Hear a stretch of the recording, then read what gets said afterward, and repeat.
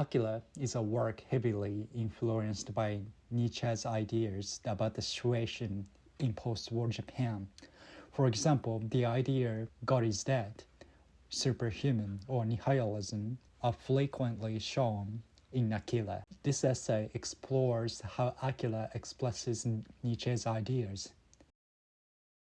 In the opening scene, the post-World War II city with the remains of nuclear weapons expresses the trauma of the past. There were two major traumas in post-war Japan. One was the physical trauma of the nuclear bombings of Hiroshima and Nagasaki, and the other was the spiritual trauma of the death of the emperor as a god.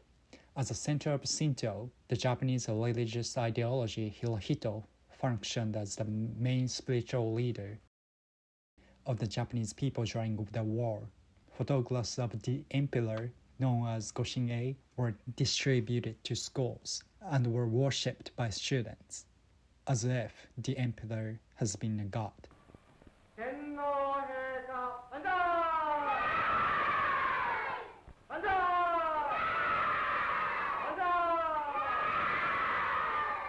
However, with the defeat of World War II, the spiritual pillar of the nation was to be abolished.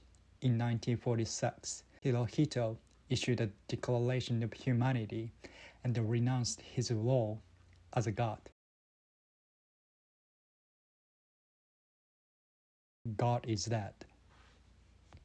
This Nietzschean philosophy influenced the nihilistic elements of the Japanese people due to the death of God. This concept is evident in the scene where Tetsuo escapes from the hospital and confronts the army. He uses the superpower to destroy the village and kill Lady Miyako, religious leader who believes Akira to be God. This scene occupies the renunciation of religion and alludes to the death of God based on Nietzsche's thought. In this way, Akira expresses a religious nihilism of post-war Japan. In addition, there is another important element in Akira, the idea of the superhuman. Superhuman thought is the concept described in Nietzsche's That Spoke Zarathustra. According to Nietzsche, the superhuman is a strong being who, even in a situation of hopeless nihilism, does not lose their will to live, who affirms life, and who can even find joy in suffering. Man is a rope that is stretched between animals and superhumans, and only those who experience extreme suffering and overcome can become a superhuman. There are 3 stages of superhuman. The first is the one who lives in this world with a weight on his shoulders, like a camel.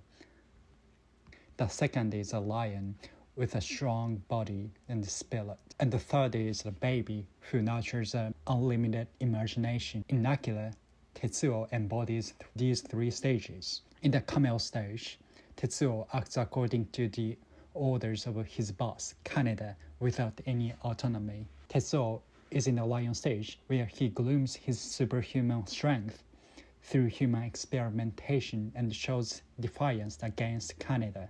Then Tetsuo transforms and changes into the form of an innocent baby. The scene in which Tetsuo transforms from his lion stage into a monster with the appearance of a baby is important as a turning point. The camera captures Tetsuo's expression of suffering in close-up, showing him in abject pain. And when it comes to sound, Tetsuo's voice gradually lowers at times to express his agony. He then endures the pain and evolves into a complete superhuman. Also, Thomas Lamer put, "There's no hope for balance of power or of terror." Tetsuo does not seek balance, but starts to act entirely imbalanced, as if he has lost all sense of proportion and equilibrium.